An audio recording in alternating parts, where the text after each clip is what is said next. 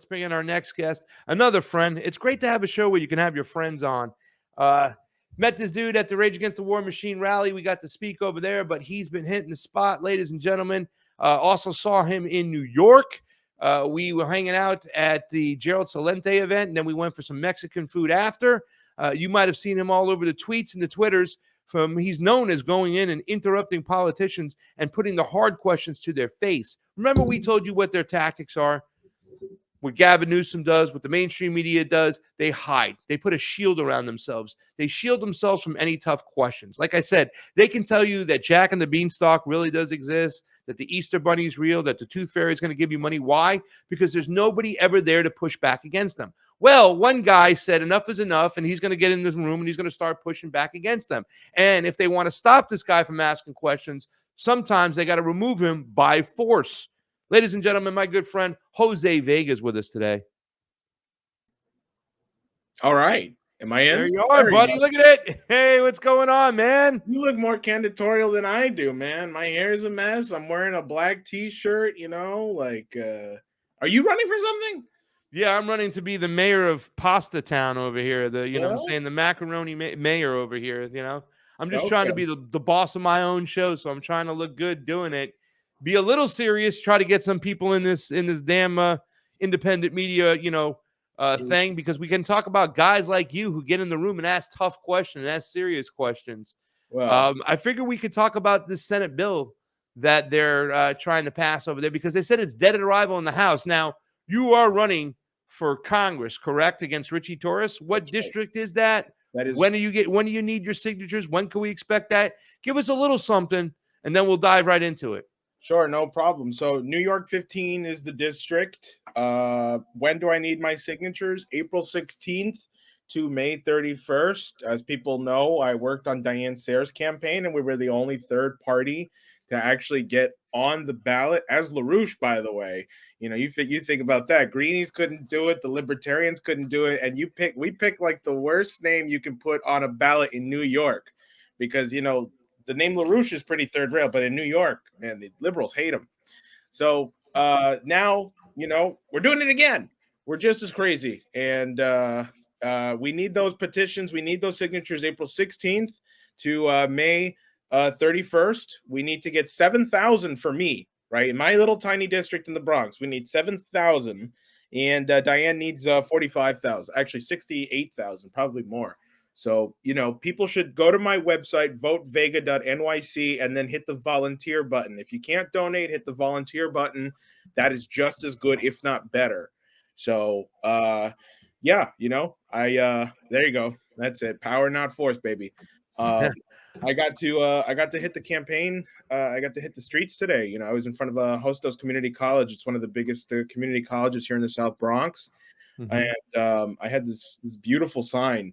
The content itself is not beautiful, but the way it's designed is beautiful. It's Richie Torres ignores this, and it's like a Bronx building that has collapsed because nobody cares about the Bronx here, and then so that he can fund this, and it's the Gaza genocide. So people all right, Torres here. Let's talk about that, because I heard you talk about when you're working in the coffee shop that he's too much of an APEC hack and too much of a Zionist. Let's talk about this right over here. Cheese Slice, get us in position where we can look at this chart over here real quickly. So, can we get this up? How do we get this up? There we are, really quickly. Where does the $118 billion in the Senate bill go? Well, they got the Red Sea conflicts over there for 2.4. I know it's hard to read. I'll just read it for you. They got 4.8 in Indo-Pacific conflicts, which is Taiwan, China. 10 million to go to Gaza, they're saying, for humanitarian. 14.1 going to Israel. 20.2 for the security bill, which is the second most spelled. But 60 billion with a B dollars going to Ukraine. Your thoughts, because I've been yapping about Ukraine the whole time. What are your thoughts of them trying to kind of swindle this money and put it to Ukraine? It's interesting because you've had Scott Ritter and Judge Napolitano and some of these other big experts, people on the Duran saying, Ukraine is dead in the water. Like, it is dead. It's, and yet what is going on with this zombie bill to try and revive the conflict in Ukraine? I think it was Chuck Schumer. he came out and said, folks, if you don't fund this bill, if you don't support this bill, you're going to have U.S. troops fighting Russians and people in the Middle East very soon. Now, I'm not very happy with what's everything in the bill, Republicans. It's a compromise. He's really selling it to the New York liberals. I mean, it's just absurd. It's like bribery. It's like, if we don't get this bill passed, we're going to have World War III. We're going to have World War III if we fund this thing. And so my thoughts is that, I mean, I know it failed, I think, today, something like by like 250 votes for no versus the rest yes.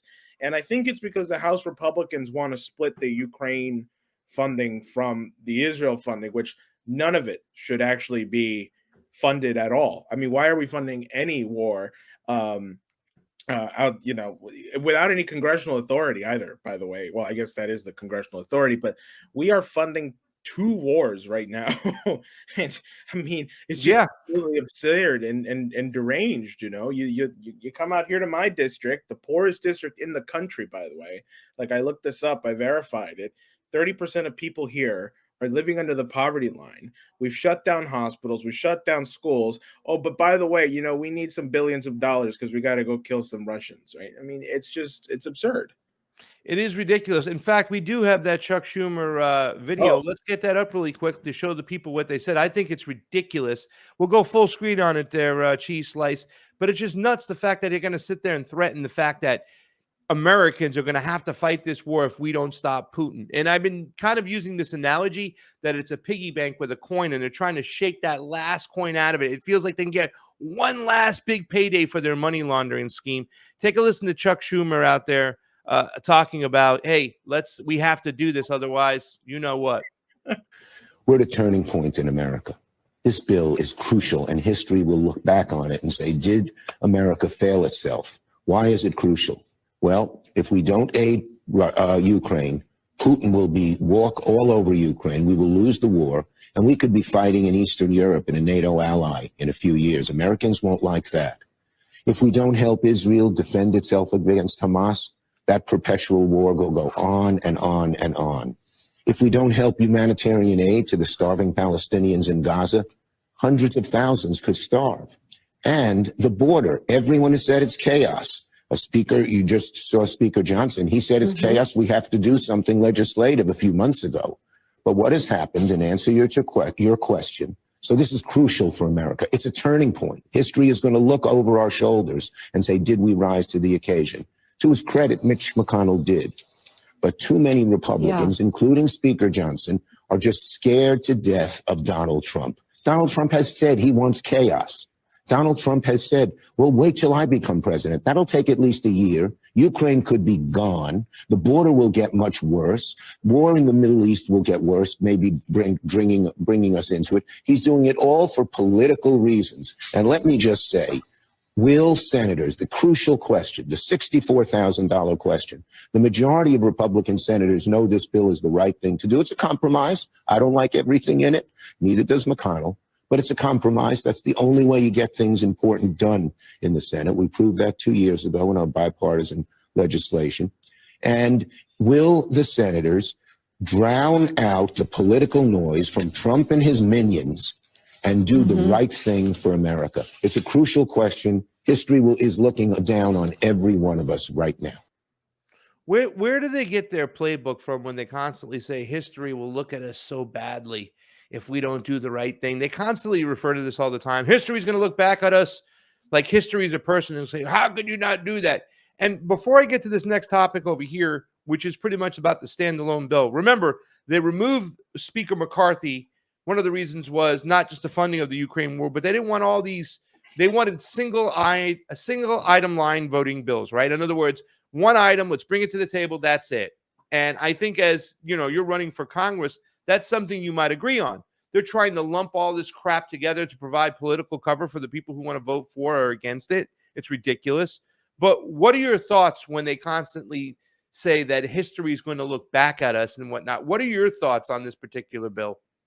Well, first of all, I would agree with single item bills, because they play this stupid game where they pass an omnibus, right, every year. And I think it was Senator Rand Paul who brought attention a couple of years ago at the last omnibus. It was like yay big, the the whole thing, and then they only had like 6 hours to read the whole thing and vote on it. Nobody was going to read the thing, right? That goes right there to tell you that the whips in the party, right? So they have these things called majority whips, where they have people designated within their parties in the Congress to go and talk to the other people in the Congress and say, hey, Republicans, we're voting yes on this, or we're voting no on this. It's absolutely insane and stupid. So yeah, I think I would be for itemized single line bills. This idea of like, well, history is going to look at us and history will not absolve us. I didn't know Chuck Schumer was a Fidel Castro reader or something. I think that was Fidel Castro's the title, right? History will absolve me. Yeah. He's going to. He's doing a good job at it, man. Yeah.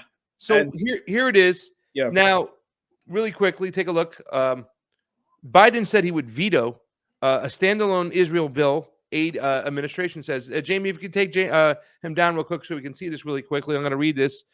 President Biden would veto a standalone House bill that would provide $17.6 billion in aid to Israel if it reaches his desk, the Office of Management and Budget announced late Monday. The veto threat comes after the administration and many in Congress worked for months on a larger national security supplemental funding bill that would provide support not just to Israel, but to Ukraine and make changes to the border security. Republicans in the White House intend to move forward this week with a vote on a standalone Israel bill, despite the Senate's work on a larger supplemental aid agreement. Instead of working in good faith to address the most pressing national security challenges, this bill is another cynical political maneuver, OMB said in a statement of administration policy. The security of Israel should be sacred, not a political game. The administration strongly encourages both chambers of the Congress to reject this political ploy and instead quickly send the bipartisan Emergency National Security Supplemental Appropriations Act to the president's desk. The House Republicans have been at odds for months with Democrats and the White House before over separating aid to Israel from other national security interests. On Saturday, House Speaker Mike Johnson told his colleagues he wants a new Israel aid package to be ready in short order. We will take up and pass a clean, standalone Israel supplemental package, Johnson said in the letter. So what are your thoughts, Jose, as far as what's going to get done? Listen, I'm with you. I agree that we should have single item bills out there. That's it. None of this pork, none of this lumping it together, what they're trying to do. But when you have the mainstream media trying their hardest, right, to say even the Washington whatever says that this bill is one of the most bipartisan bills, they're just grasping for straws, trying to get the argument out to the mainstream, to the public, that this bill is a necessary bill. What Schumer's saying, that history is going to look back at us. But Schumer is he's a Zionist, right? We know this. He's tight with the Israeli lobbyist. What do you think is going to happen here? Because if, in fact, this other bill is dead on arrival, like the speaker says, and they put forth this other bill and they pass it, will the president threaten to veto it if it's, an Israeli bill standalone? I mean, could these Zionists, these Democratic Zionists who desperately want to get this aid package to Ukraine, do they have the cojones to stand up and vote against this standalone bill in Israel? And isn't that a good thing in a way, if in fact, even if it's something we despise as, because we're not Zionists, you know what I'm saying? And we're looking at it. Isn't that a good thing if they try to pass a standalone bill and the establishment balks? Your thought? Well, there's a game being played, and these are all the kind of political games that, I do not want to play. Should I be elected, in the off chance that I somehow win? Do you know about this letter that the Congress members signed to Blinken? It was like 200 some, congressmen signed a letter to Blinken saying that the South African case at the International Court of Justice, alleging that Israel is committing, we can't say certain words on here, right? We're on YouTube. Is that the case? You can go ahead. Okay, genocide, that Israel is committing genocide, right? They called that case disgusting. All 200 of those people who signed that should just be gone and replaced, with people who actually give a shit, right? Yeah. I am not here to, try and play these games in the House and try and political armchair. The entire Congress is defunct. Would it be great if they don't pass the standalone Israel bill? Yeah, that would be wonderful. That would be great. But that's just a temporary solution to the bigger problem here is that you have an entire like corrupt Congress, right? That's the problem, So I think what I hope happens is that people decide to stand up and elect themselves to do something. So, I'm sorry. I know I'm the worst at political arm chairing. I hope that your viewers here decide to run also against one of these Congress people or something. Well, let's talk about what's going on in Israel and Gaza and stuff like that. Let's try to stay away from the G word so we don't get spanked up. We are a new show, but I know what you mean. I asked you if I could say. Well, I don't want to push it, so we you can say it once or twice, but let's not Okay. let's not go crazy with it. But what is taking place there seems to be, you know what, it's only getting worse.